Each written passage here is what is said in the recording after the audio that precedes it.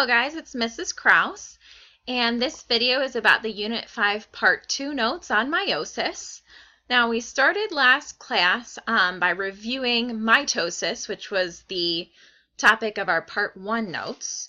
So I want to briefly talk about that again. So in a unicellular organism, mitosis would be used for asexual reproduction. So one cell would split into two cells. In a multicellular organism like a human, mitosis would be used to create new body cells for growth, or if cells have been damaged due to injury, then mitosis would occur to repair that damaged tissue. Some multicellular organisms can use mitosis for asexual reproduction as well. This is only some multicellular organisms. The example we gave was of the hydra, which is like an upside down jellyfish that can grow a little baby bud off the side using mitosis, and that baby bud will eventually pop off and sit in the sand and grow into a clone of its parent.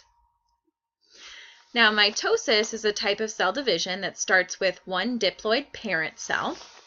A diploid cell has two sets of chromosomes, and in humans, that's two sets of 23 chromosomes for a total of 46 chromosomes. Now, those 46 chromosomes are replicated, which means they look like X's.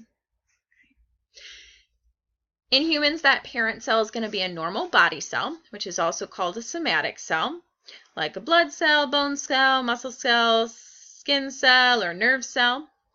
And the purpose is to create new body cells. So we'll end up with two diploid daughter cells, and each of those cells will have 46 chromosomes, but instead of being replicated, they are unreplicated, which means they look like single lines. We also reviewed some vocabulary from the Part 1 notes last class, so I will briefly go over the definitions again. Asexual reproduction is reproduction where there's one parent and the offspring are genetically identical to each other and to the parent. With sexual reproduction, there are two parents, and since the offspring is going to be a mix of DNA from the parents, the offspring is not genetically identical to either parent. A diploid cell, which is abbreviated as 2N, has two sets of chromosomes.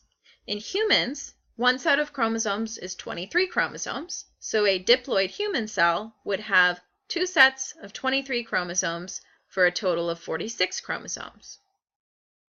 A haploid cell only has one set of chromosomes, and it's abbreviated with a single N. In humans, that would be one set of 23 chromosomes. An unreplicated chromosome is a chromosome that does not have a copy, so it looks like a single line, whereas a replicated chromosome is a chromosome that does have an attached copy, and it looks like an X. The type of cell division we'll learn about today is called meiosis or meiosis, and its purpose is to create sex cells, which are also called gametes, for the purposes of sexual reproduction. In humans, the sex cells are egg cells for women and sperm cells for men. So meiosis, just like mitosis, begins with a diploid parent cell, so it has 46 replicated chromosomes. And in humans, that parent cell either comes from an organ called the ovary in women or an organ called the testes in men. The end result of meiosis is actually going to be 4 daughter cells, and they are haploid, which means they have one set of chromosomes. So in humans, that's one set of 23 chromosomes.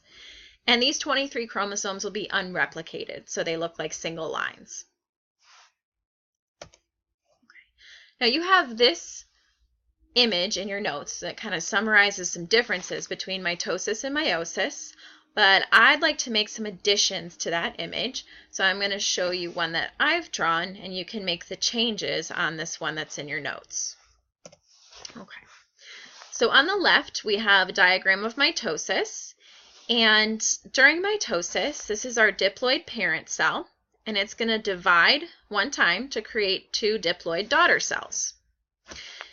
Now, this diploid parent cell has 46 replicated chromosomes, and I've abbreviated replicated with REP and chromosome with chromo. And I put a little X in here just to indicate that replicated chromosomes look like X's. When that cell divides, it creates our two diploid daughter cells, and they also have 46 chromosomes. However, they are now unreplicated. So notice how they look like single lines rather than an X. Okay, so we're going to contrast that to meiosis, or meiosis. We're still starting out with a diploid parent cell in the ovaries or the testes in this case. And that cell will have 46 replicated chromosomes that look like X's.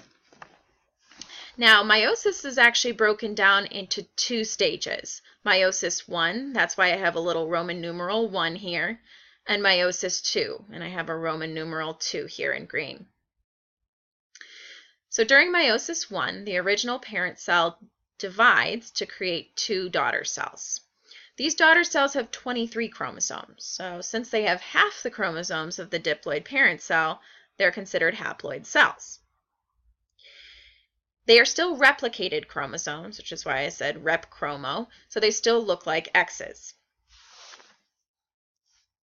Okay, now during meiosis 2, those daughter cells of meiosis 1 will each divide and will end up with 4 daughter cells. These daughter cells are all haploid. They have 23 chromosomes, which is again half of the ones we'd have in a diploid cell. And now they are unreplicated. Notice how they look like single lines. So you may notice that meiosis 2, right here, is kind of similar to mitosis in that we are not cutting the chromosome number down. See, we go from 46 to 46 and 23 to 23. Instead, we're just taking replicated chromosomes and splitting them to have unreplicated chromosomes. If you need to pause the video here, go ahead and do that if you want to make some changes to your diagram. This is also in your notes, this image, and this is kind of summarizing sexual reproduction in humans. So here we have a lady, and meiosis is going to occur in her ovaries to produce eggs, which are also called ova, and the singular would be ovum. And that egg has 23 chromosomes. Meiosis in the testes of men creates sperm that have 23 chromosomes. One sperm with 23 chromosomes will fertilize one egg with 23 chromosomes, and that will result in a fertilized egg, which is also called a zygote, that has 46 chromosomes, which is good because that's the number we want to have in human cells. Now that fertilized egg or zygote can then divide many times by mitosis to create a multicellular embryo or developing baby that has 46 chromosomes in each of its cells. Now the process of a sperm joining with an egg is called fertilization. I think they've spelled it the British way here. We spell fertilization with a Z rather than an S. And if you need to pause the video to make these changes, go ahead and do so. Okay, as a reminder, in your cells, your chromosomes are arranged in what we call homologous pairs. Within a homologous pair of chromosomes, there's a maternal chromosome that came from your mother, and then a paternal chromosome that came from your father. These chromosomes have the same types of genes in the same places. For example, with this chromosome pair here, they have an eye color gene up top and then a hair texture gene on the bottom. Now, having the same types of genes doesn't mean they have the same gene forms. For example, the maternal chromosome might have a blue eye gene and a straight hair gene, whereas the paternal chromosome might have a brown eye gene and a curly hair gene. So the same types of genes, eye color and hair texture, but not necessarily the same forms of those genes. The image on the left shows a homologous pair of chromosomes that's unreplicated. So they haven't gone through the S stage of interphase yet and made copies of themselves. So they still look like single lines. This chromosome pair shown on the right has gone through DNA replication. So our chromosomes are now replicated or duplicated, and they look like X's. Now, just like normal body cells, these cells in the ovaries and the testes that are destined to become eggs and sperm, they start out their lives in interphase, the normal life of the cell. Interphase, remember, is broken down into 3 stages, G1, S, and G2. During G1, the cell grows and goes about its normal activities. During S, the cell makes a copy of all of its DNA. And during G2, the cell makes extra organelles and proteins so that when it divides, the daughter cells will have enough organelles and proteins. Then we have meiosis 1, where we take a diploid parent cell with 46 replicated chromosomes, and it divides to create 2 haploid daughter cells that have 23 replicated chromosomes. In some species, there is a brief period of rest between meiosis 1 and meiosis 2. It is called interkinesis.